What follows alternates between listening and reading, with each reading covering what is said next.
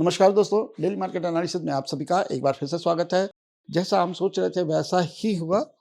बहुत कुछ डिपेंड था कि इस्लामाबाद जो पीस टॉक है वो कैसी जाती है। यानी ईरान और यूएस में पैचअप होता है कि ये वार कंटिन्यू रहेगा। अगर पैचअप हो जाता तो हमें एक गैप अप देखने को मिला, जो कि नहीं हुआ और इसी की वजह से हमें यहाँ पे एक गैप डाउन देखने को मिला। अब यहाँ पर लोग क्या करते हैं ना, मोस्टली वो ब्लफ खेलते हैं कि ऐसा हो सकता है ईरान और यूएसए का पीस टॉक फेल हो जाएगा, मैं पुट खरीद लेता हूँ। अरे अरे अरे, ईरान और यूएसए का पीस टॉक हो सकता है, मैं कॉल खरीद लेता हूँ।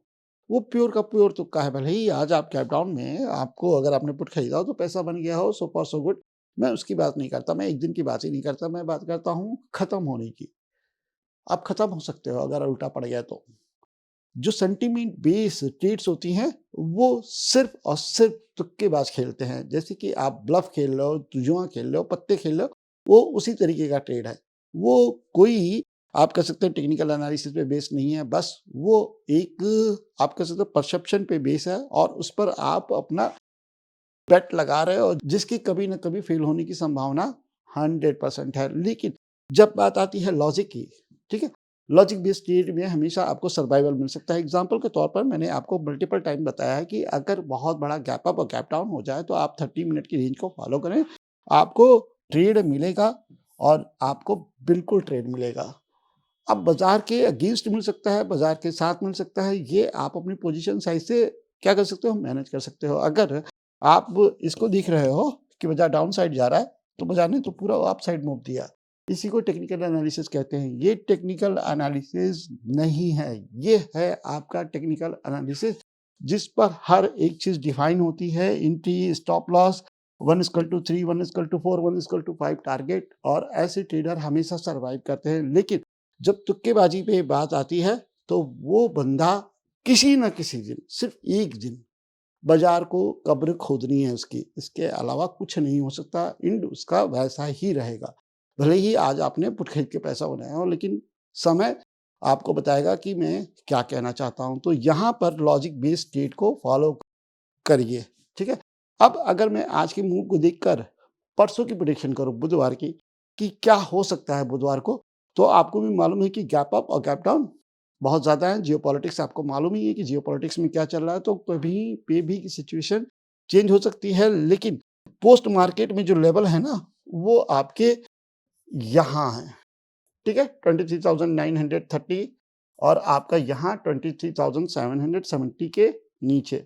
आप इस लेवल को कंसीडर कर सकते हैं। लेकिन ये लेवल जब भी कहा जाएगा वैलिड है जब फ्लैट ओपनिंग होगी। अगर फ्लैट ओपनिंग होती है तो इन लेवल्स पे आप ट्रेड कर सकते हैं। लेकिन अगर गैप अप ओपन हुआ, ठीक है, या गैप डाउन हुआ, तो आपको थोड़ा सा क्या करना पड़ेगा, वेट करना पड़ेगा। 30 मिनट की रेंज को समय देंगे, आपको अपने आप ट्रेड मिल जाएगा, इधर अपसाइड इधर डाउन साइड, जहां मिले आप वहां पे अपना ट्रेड करो, दिन खत्म करो, काम खत्म, ठीक है।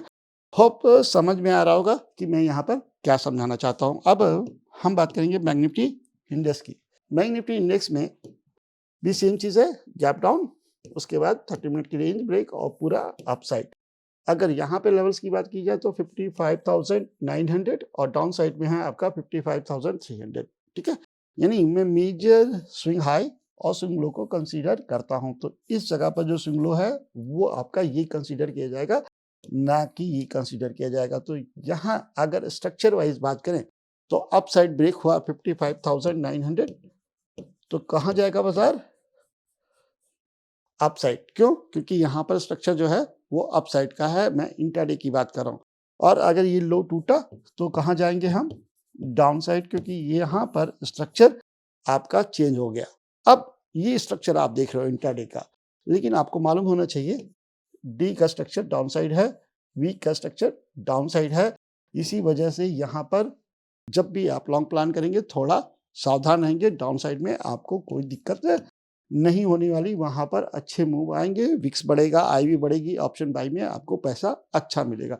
लेकिन अप साइड जाएगा तो विक्स टूटेगी, आई भी टूटेगा, और अगर एंट्री गलत हो गई कॉल ऑप्शंस बाइंग में तो फिर आपको वहां पर दिक्कत हो सकती है। इसी वजह से जो अपसाइड की मार्केट होती है वो सेलर को ज्यादा सूट करती है। अब यहाँ मैं एक बार फिर से वही बात कहूंगा कि गैप अप और गैप डाउन हो गया तो फिर 30 मिनट की रेंज को ही फॉलो करना है। वैसे कोई भी पोस्ट मार्केट लेवल आजकल चल नहीं रहे हैं, अक्सर बाज़ार गैप अप और गैप डाउन खुलती है और उसके बाद फिर से एक नया ट्रेड बनता है और उसके लिए मैंने ऑलरेडी आपको बताया कि इस स्ट्रैटेजी को अगर आप फॉलो करोगे, तो आपको दिक्कत नहीं होगी, आप एक नई ट्रेड लेके जाओगे और सक्सेस रेट भी बहुत ही अच्छा निकलेगा। तो बस इसी नोट के साथ मैं एनालिसिस को क्लोज़ करता हूँ और उम्मीद करता हूँ कि आपको आज का वीडियो पसंद आया होगा। अगर पसंद आया है तो प्लीज़ लाइक करिएगा, शेयर करिएगा एंड सब्सक्राइब करिएगा। मिलते हैं नेक्स्ट वीडियो में, तब तक के लिए थैंक यू, नमस्कार, धन्यवाद, जय हिंद।